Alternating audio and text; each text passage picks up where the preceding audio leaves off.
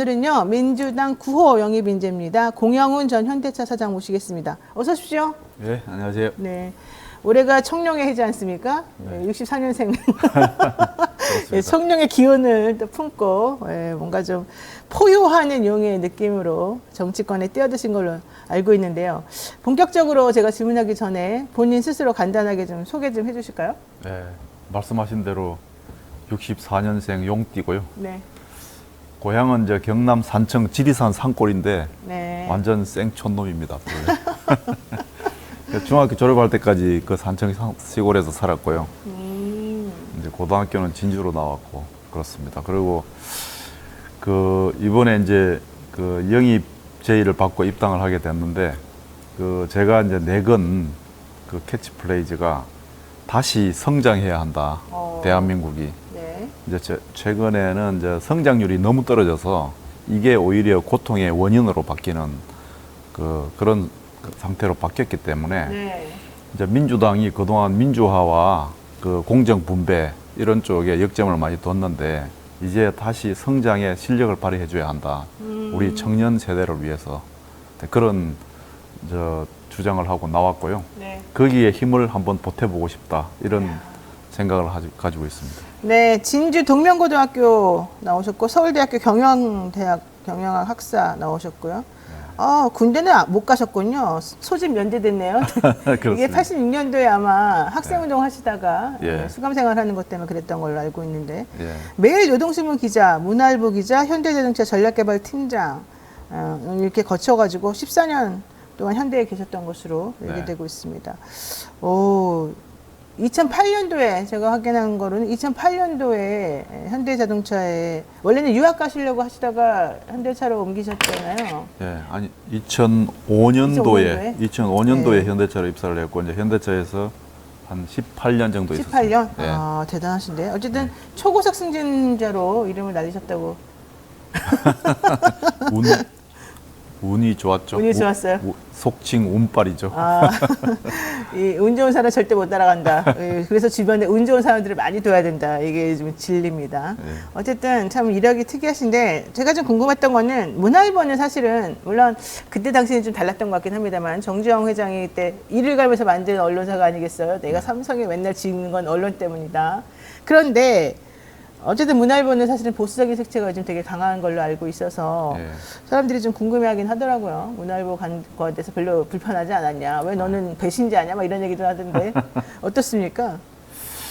그 91년도에 정주영 회장이 이제 문화일보를 창간을 했는데 그때 그 노태우 정부하고 네. 한참 싸울 때입니다.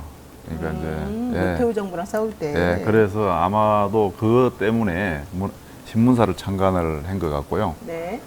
그때 이제 사실 저는 그 학생운동 했던 경력이 있어서 그 여러 그 기존 언론사 입사에 좀 이렇게 장벽이 있었어요. 그렇죠. 예, 근데 그때 정주영 회장이 아마 그런 이유 때문인지 문호를 개방을 해서 시험만 합격하면 다 입사시켜줬거든요. 인재를 밝혔거든요.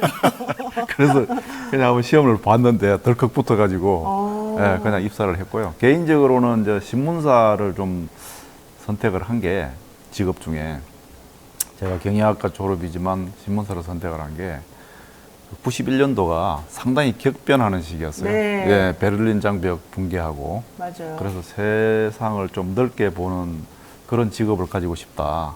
그래서 신문사를 공부를 했는데 마침 그때 때가 맞아가지고 들어가게 됐습니다. 예. 그냥 시험만 보면 다 붙는군요. 그때는 꼭 그런 건 아닌데 공부를 너무 잘하시는 것 같은데. 예.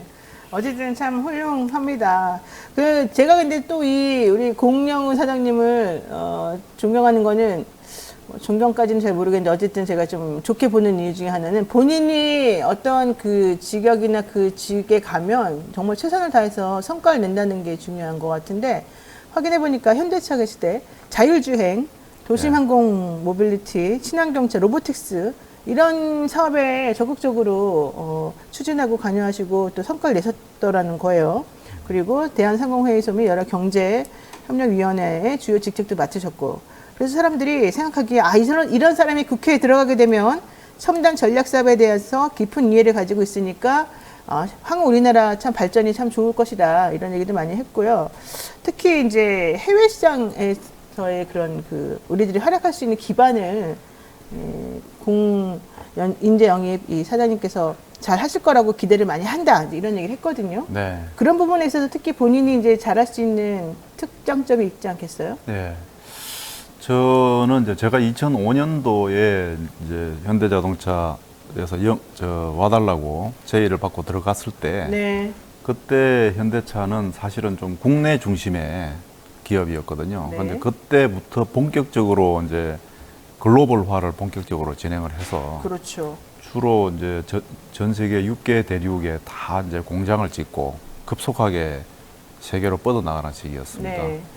이제 그때 제가 그 과정을 함께 이제 거기서부터 시작해서 18년 동안 그 역정을 함께 했고요.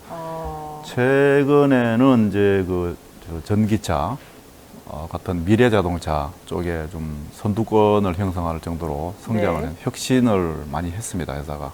그 과정에 있었기 때문에 저도 이제 그 과정에서 처음에는 기획 업무에서 출발을 해서 그 뒤에 해외 정책 업무를 좀 많이 했거든요. 그래서 이제 그 해외 시장 돌아가는 것, 특히 이제 해외 여러 정부들이 그 견제하기 위해서, 성장하는 회사들 견제하기 위해서 통상 압력을 많이 가하고, 네. 그 다음에 최근에는 이제 지정학적 위기나 공급망 재편 이런 여러 가지 급변하는 환경이 있는데 그런 쪽에 대응하는 경험들을 좀 많이 가지고 있습니다.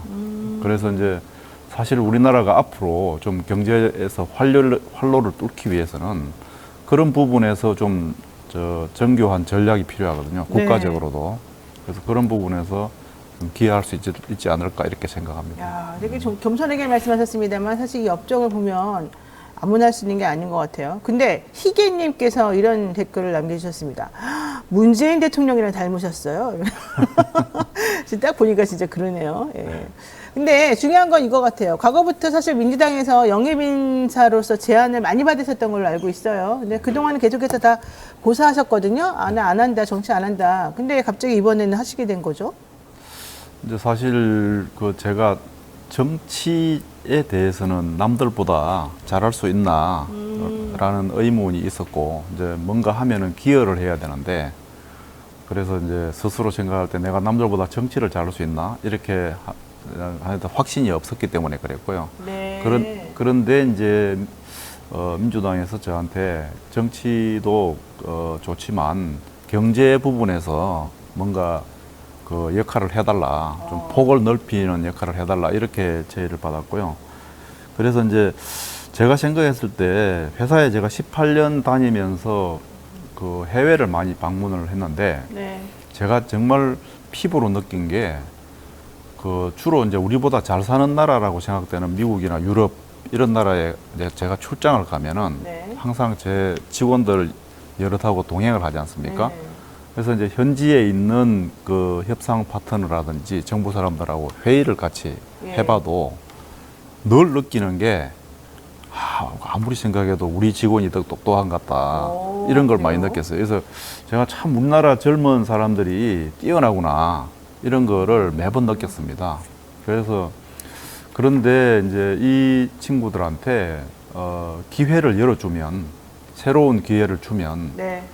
아마 세계에서 제일 잘할 수 있을 것 같다. 세계 최고로 할 수 있을 것 같다. 이런 생각을 하게 되었고, 거기에서 뭔가 기회의 창을 열어주는 역할을 할 수 있으면 좋겠다. 이런 생각을 했어요. 네. 그래서 이제 영입 제의를 받았을 때 그런 부분에서 뭔가 제가 역할을 할 수 있지 않을까 이렇게 생각을 했습니다. 진짜 너무 대의적이시네요. 감사합니다. 예. 자, 어쨌든 이 우리나라 세계적인 인재들이 꿈을 잘 펼칠 수 있도록 내가 정치 이쪽 분야에서 힘을 실어주겠다 이런 마음으로 이번에 좀 뛰어드신 걸로 이해를 하고 있습니다. 하지만 이제 본인은 그런 큰 뜻을 품었어도 가족들은 싫을 것 같습니다. 솔직히 뭐 정치한다 그러면은 정치를 원래 처음부터 하려던 집안도 아니고 그러면 부인이나 가족들은 다 걱정하기 마련이거든요. 요즘 정치 현실이 너무 무서워가지고. 네. 괜찮으셨나요? 우리 진행자님께서 딱 정확하게 보셨네요. 네. 네, 정말 그 이제 좀 이렇게 편안하게 살 수도 있지 않냐. 그러니까 좀 뭐가 아쉽겠어요, 솔직히. 예, 예. 그렇게 하는 이제 저기 특히 이제 제 와이프는 좀 반대를 많이 했고요. 그렇죠. 예. 특히 우리 가족들이 저한테 이렇게 집에서는 늘 제가 기업에 있을 때 임원할 때도 저한테 아주 개인적으로는 강한 비판자들이었거든요. 가족들이. 예, 똑바로 해라 뭐 이런 입장이 그런 이제 근데 제가 뭐 이제 제 나름대로 뜻을 한참 설명을 하고 또 연말에 가족 회의를 하고 한 잔 먹으면서 토론을 많이 했습니다. 그래서 네. 이제 그 명분 자체에 대해서는 동의를 해줬고요. 그 대신에 똑바로 해라. 네? 제대로 못하면. 어깨에 힘주지 말고 네. 이게 이제 할 수 있는 일, 진짜 실제로 도움되는 일을 잘 찾아서 차분하게 했으면 좋겠다. 그런. 이제 정말 가족들이 든든한 버팀목이 되고 지지 기반이 되어서 울타리가 되어서 우리 또 새롭게 정치하시는 우리 인재영입자에게 힘을 실어주실 것 같습니다.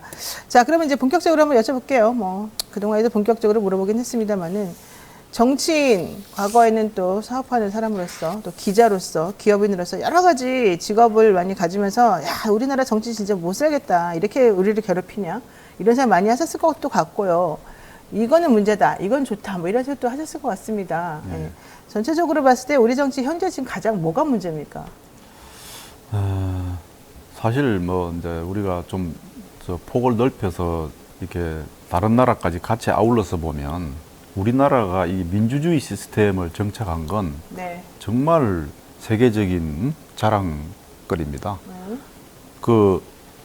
우리 이제 사람들 만나면 흔히 그런 이야기 하는데 우리나라 동쪽 동해안에서 저기 지중해 끄트머리에 있는 저기 중동 끝에 네. 있는 지중해까지 그 사이에 들어있는 나라가 100개가 넘거든요.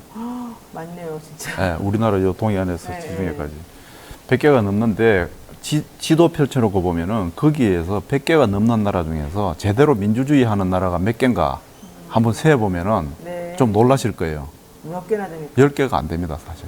아, 그래요? 네. 저는 전체적으로 다 민주주의인 줄 알았더니 그게 아닌가 보네요. 이제 그 옆에 좀 더 가면 유럽 같은 데야 그렇진 네, 않은데 네. 그 사이에 그 수많은 나라들이 있는데 근데 사실 거기에서 대한민국이 민주주의 시스템을 제일 잘 정착시킨 나라입니다. 그만큼 사실 우리의 자랑스러운 역사죠. 예. 그런데 이제 실제로 이제 민주주의 시스템이 작동이 되고 있는데 그 국민의 힘에 의해서 만들어진 거죠. 그런데 이제 그거를 실제로 실행하는 과정에서 이제 많은 문제를 노출하고 있는 것으로 보이는데 제 생각에는 이제 정치라는 거는 국민의 문제를 의사결정하는 그런 프로세스라고 보거든요. 네. 그러면 이제 여기서 제가 중요하게 생각하는 게 국민의 문제입니다. 국민의 문제. 예. 사실은 국민의 문제를 가지고 논쟁을 하고 싸우더라도 국민의 문제 가지고 싸워야죠. 근데 지금 사실 대다수 국민들이 국민의 문제가 아니라 자기들 문제 가지고 싸운다. 정치인의 문제로. 이렇게 느끼는 가지고. 네. 느끼는 게 제일 근본적인 문제인 것 같고 다시 본래의 문제, 국민의 문제로 돌아가는 게 중요하다. 일단 첫째는 그렇게 생각을 하고 그래서 제가 영입 기자회견에서도 주제를 확장을 하자. 주제를 확장을 해서 주제를 바꿉시다. 네. 우선 제일 먼저 청년들이 느끼는 현실적인 고통을 잘 리스트업해서 그 중에 제일 중요한 것부터 끄집어내서 그것 가지고 논쟁을 한번 시작해 보면 좋지 않겠냐. 이제 이렇게 시작을 했고 그 좀 더 거기서 조금 진도가 나가면 이제 미래에 예견되는 문제들 지금 우리가 다 아는 문제들이거든요. 네. 그런 거 가지고 논쟁을 하면 좋지 않겠냐 이런 생각이고요. 하나 더 바라는 게 있다면 시야를 세계로 넓혀야 된다. 네. 예, 지금 우리 안에 이 좁은 문제를 가지고 끝까지 자꾸 아웅다웅하면은 흐름을 놓친다. 예, 이런 이제 말씀을 제가 좀 했었습니다. 네. 예. 정치하는 사람들이 국민을 위하지 않고 자기를 위해서 정치를 하더라. 이게 가장 큰 문제이고 시야가 너무 좁다. 지금 전 세계적으로 대한민국에 해야 될 게 얼마나 많은데 지금 여기서 이러고 싸우고들 있냐 이거 같아요. 공사장님 영입 발표하던 날 하필이면 또 고동진 삼성전자 사장 영입 발표가 국민의힘 쪽에서 있었습니다. 일부러 둘을 대비시켜 놓은 거 아니냐 뭐 이런 얘기도 사실은 했습니다만은 두 기업인들 지금 화면에 딱 나오고 있는데요. 더 잘생기신 것 같긴 합니다만 감사합니다. 먹고 들어가는 건가요? 어쨌든 두 기업인들 지금 사실 양 큰 당들에서 이렇게 영입한 이유가 있겠죠. 아무래도. 그러면 그런 측면에서 내가 고 전 사장보다 낫다. 나는 이걸 더 잘할 수 있다. 이렇게 좀 내세울 만한 게 있습니까? 예, 그 정말 같은 날 그 영입 그러니까, 기자회견 공교롭게. 진짜 정말 우연의 일치인데요. 우연인 거 맞아요? 일부러 그런 거 네, 아니에요? 우연히 정말 우연입니다. 저도 네. 예상치 못했고, 근데 이제 고 사장님도 사실 자기 분야에서 굉장히 대단하신 큰 분이죠. 업적을 이룬 분이죠. 그래서 이제 뭐 이제 미디어에서는 많이 대비시켜서 이렇게 그 보도를 했지만 네. 제 생각에는 그 고 사장님도 정치를 하실 때 어떤 생각을 하셨을까라고 추측을 해보면 저하고 비슷한 생각을 하실 것 같아요. 그러니까 뭔가 이제 그 혁신적인 분야에서 네. 뭔가 성장의 계기를 만들었으면 좋겠다라는 생각을 하실 것 같고, 그 다음에 이제 기업에서 사장까지 하신 분이기 때문에 젊은 사람들한테 뭔가 이렇게 새로운 그런 길을 만들어주고 싶다 이런 생각을 하시는 것 같고, 그래서 그런 측면에서 보면은 그거는 여야를 떠나서 국회에서 뭔가 새로운 정책을 만들고 그 제도를 만드는데 같이 좋은 토론의 파트너가 되겠구나. 그래서 서로 이렇게 좋은 아이디어를 가지고 논쟁도 하고 이렇게 하다 보면은 굉장히 좋은 그런 방법으로 서로 경쟁도 하고 협력도 할 수 있겠구나 이런 생각을 했습니다. 오히려 네. 고 사장이 있음으로 인해서 또 두 분이서 같이 뭐 대비도 되고 또 연합도 하면서 펼칠 수 있는 정책이 더 많아질 것으로 예. 저는 또 좋다고 생각합니다. 근데 여기서 사실은 기습 질문 하나 하겠습니다. 어제 삼성전자 이재용 회장 그 경영권 승계 관련해 가지고 여러 가지 혐의가 다 무죄가 나왔습니다. 네. 경영권 승계 과정 자체는 뭐 판사가 인정한 것 같긴 합니다만 어쨌든 이재용은 무죄다. 이 결론 어떻게 보셨어요? 사실 어제 제가 그 당에서 하는 지역 순회 정책 투어를 하고 네. 대전 갔다가 광주 갔다가 새벽 1시에 도착했어요. 그래서 그냥 그 기사 제목만 보고 자세히 네. 못 봤거든요. 그래서 제가 그거에 대해서 코멘트할 정도로 깊이 못 봐가지고. 그런데 이제 우리나라 대기업한테 국민들이 바라는 거는 혁신인 것 같습니다. 혁신. 혁신이요? 예. 근데 혁신이고 특히 이제 본업에서 네. 그 혁신하고 완전히 신기술에서 돌파구를 만들어서 우리 국민들이 새로운 일자리하고 활력을 찾을 수 있도록 길을 네. 뚫어라. 천병 역할을 해라. 이게 원하는 것 같고요.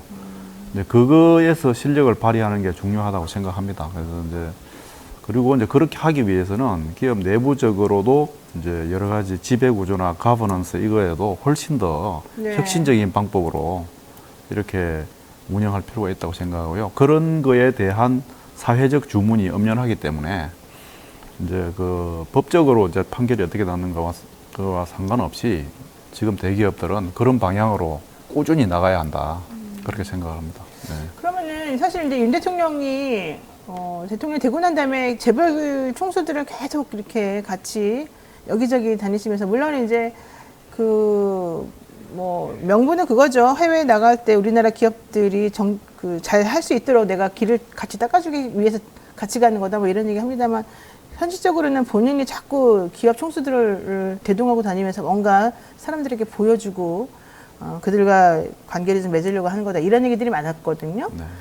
그런 모습들을 보면서 좀 비판하는 사람들도 많았는데 그거는 사실은 그런 와중에 이렇게 삼성전자에 관련해 가지고 또 이재용 회장 무죄가 또 잔뜩 나고 이런 거 보니까 역시 이게 또 새로운 정경유착의 시작 아니냐 이런 얘기를 할 수밖에 없어요. 이건 제 개인적으로 여쭤보는 건데 그런 부분들이 좀 걱정되거나 이런 건 좀 지양해야 된다 내지는 방향을 어떻게 가야 된다 이렇게 생각하는 건 있으신가요?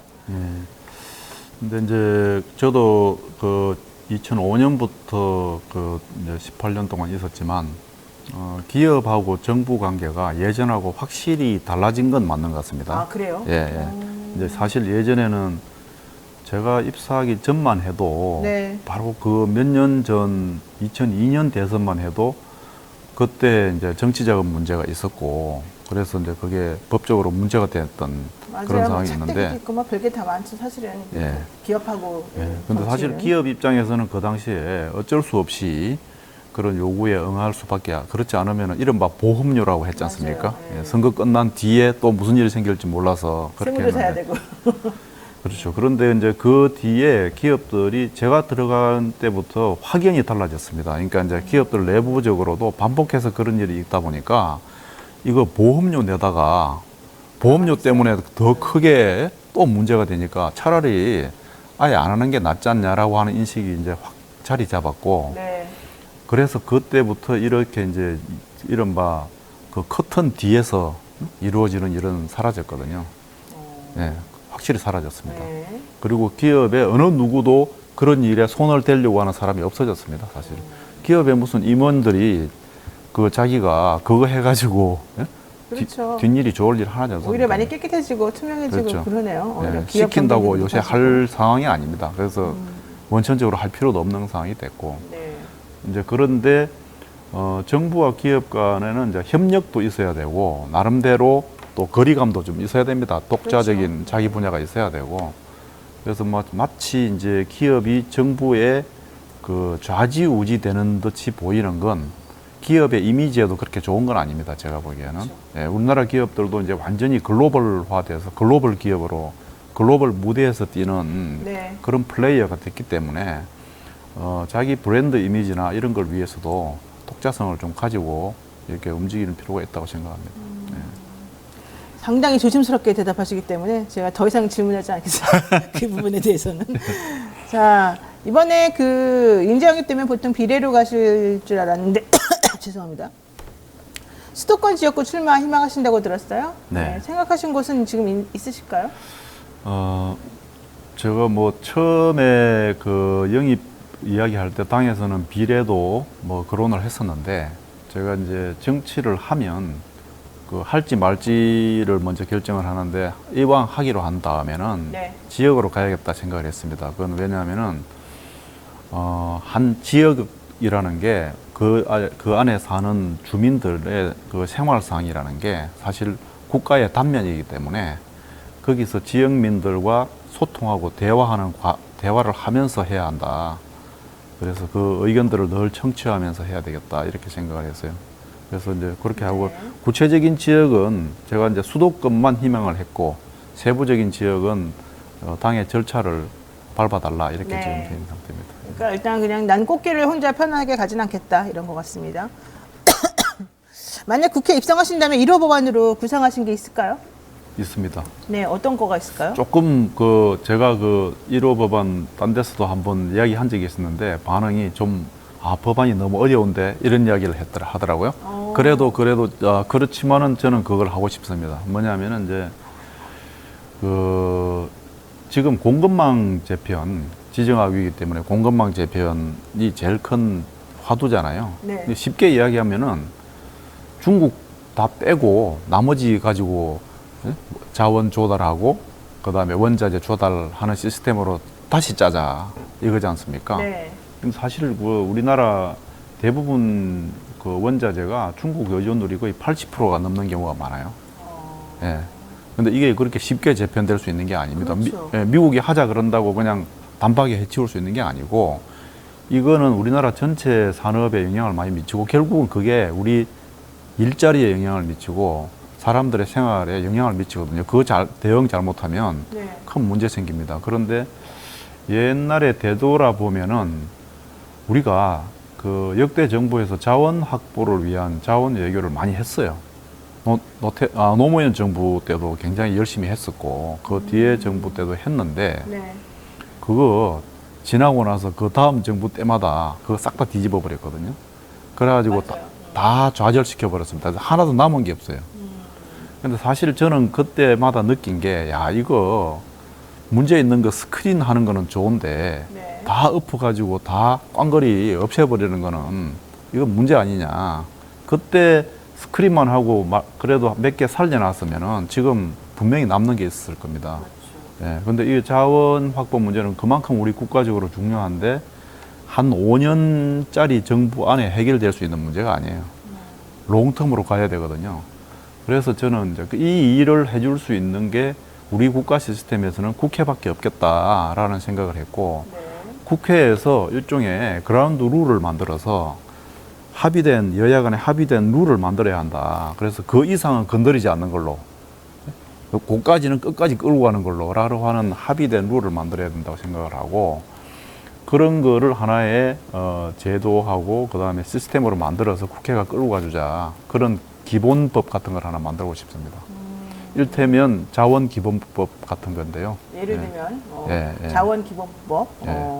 그러니까 좀 관통해서 이렇게 순간순간에 뭔가 사람들이 딱 자극해서 뭔가 법안으로 내세워 이런 것보다도 좀 전체적으로 대한민국이 좀 경제적으로 크게 성장할 수 있을 만한 기틀을 마련하는 법안을 만들겠다. 예. 네. 그리고 5년마다 왔다 갔다 하지 않게. 그렇죠. 그게 예. 제일 중요하겠죠. 예. 예, 알겠습니다.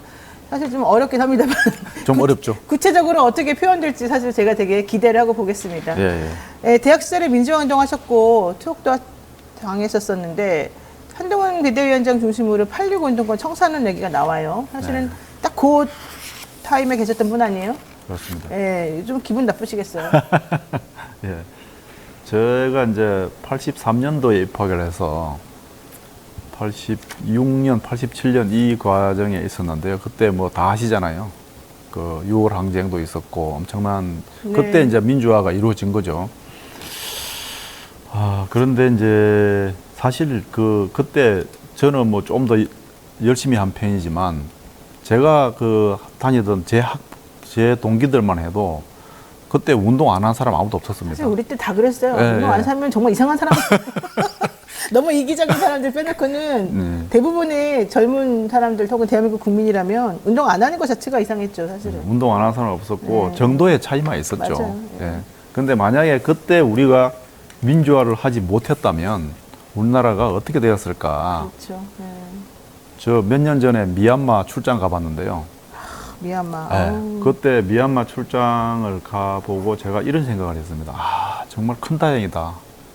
우리 아들, 내 아들이 만약에 우리가 민주화를 못했으면 내 아들을 아직도 저기서 싸우다가 총 맞고 이런 일을 우리 그 세대가 그런 일을 다시 겪을 수도 있지 않았을까. 네. 우리는 그거 더 이상 안 하잖아요. 이제 앞으로 어떻게 일자리 잘 만들고 경제 발전시킬까 이거 잘하면 되잖아요. 그것까지 나간 겁니다, 우리가. 그렇죠. 근데 그거가 굉장히 훌륭한 역사인 거고 자랑스러운 역사죠. 근데 이제 지금 보면은 뭐 일제시대 때 우리 독립운동 했던 홍범도 장군 같은 분에 대해서도 이상하게 평가를 하는 게 나오고 또 7, 80년대 운동했던, 민주화 운동했던 사람들을 그렇게 평가한다면 그거 다 그렇게 부정하고 나면은 우리한테 뭐가 남나요? 맞아. 그래서 이제 그 자랑스러운 역사를 그렇게 평가할 일은 아닌가 것 같고 다만 그 뒤에 이제 실제로 일을 할 때 일을 그렇게 능력 있게 했냐라는 부분에 대한 비판은 뭐 겸허하게 또 받아들일 대목도 있다고 생각하는데 그래서 구별해서 이야기해야 된다고 봅니다. 알겠습니다. 그 시대 전체를 매도하는 그런 방식은 안 될 것 같습니다. 네, 사실 하지도 않아놓고는 그 사람들을 막 매도하는 것과 좀 억울한 부분들이 있다. 이런 얘기. 자, 마지막으로 짧게 한 말씀만 하시죠. 어차피 정치하시기로 하셨으니까. 네. 유권자 분들한테 이제 말씀을 하시라고 하니까 아무래도 이제 선거 이야기하고 연결해서 말씀을 드려야 될 것 같은데 이제 저는 이렇게 생각합니다. 집권을 한다는 것은 그게 뭘 의미하는가? 집권을 한다는 건 첫째 국민 세금을 집행을 한다는 겁니다.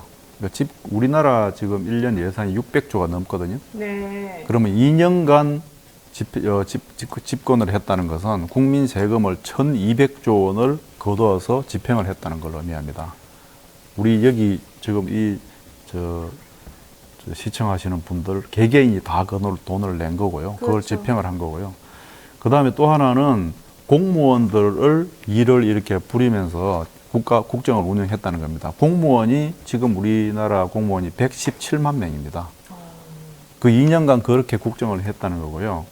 근데 그렇게 국정을 한 거에 대해서 국민이 평가하는 것이 선거입니다. 네. 근데 국정을 운영하는 사람들이 자기가 돈을 그 정도로 집행을 하고 그 정도 많은 공무원들을 한 사람들이 남 탓을 하는 거는 저는 있을 수 없다 생각합니다. 예.